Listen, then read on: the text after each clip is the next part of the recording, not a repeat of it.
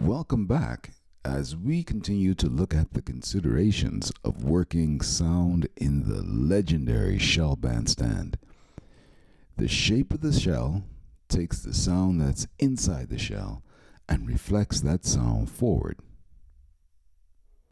The sound that would normally go up will bounce forward. The sound that would normally spread out to the sides, that will also bounce forward because of the shape of the shell. And the sounds that would normally go back, well, guess what? They will also get reflected forward. All of this reflection results in a mechanically generated amplification. Additionally, the shape and material of the shell also results in the sound bouncing around inside the shell. This is reverberation, reverb.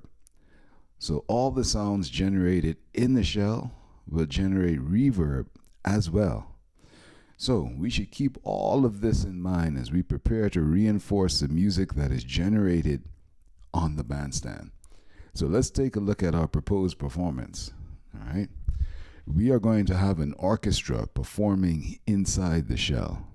You have brass, percussion, woodwinds, strings. Deep inside the shell, we're going to have the woodwinds and the brass. And then around the middle of the shell, we're going to have the percussion.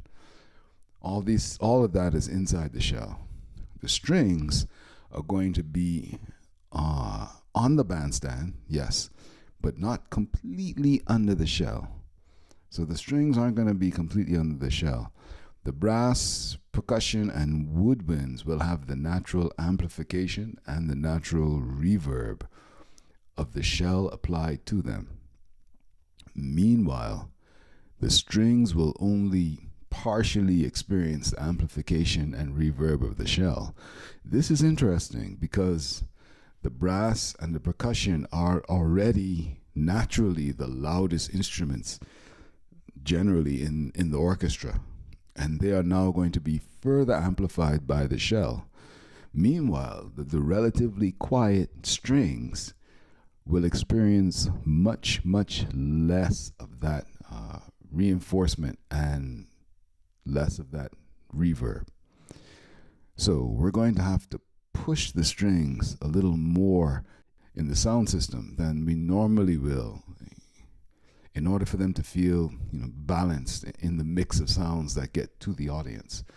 So tell me, how do you think it's going to work? Let me know in the comments. And while you're at it, please remember to like and subscribe and do all of that stuff.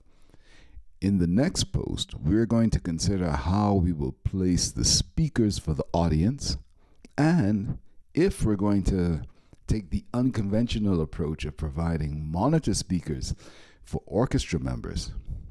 Imagine that. Monitors for an orchestra. Well, stay tuned and take care.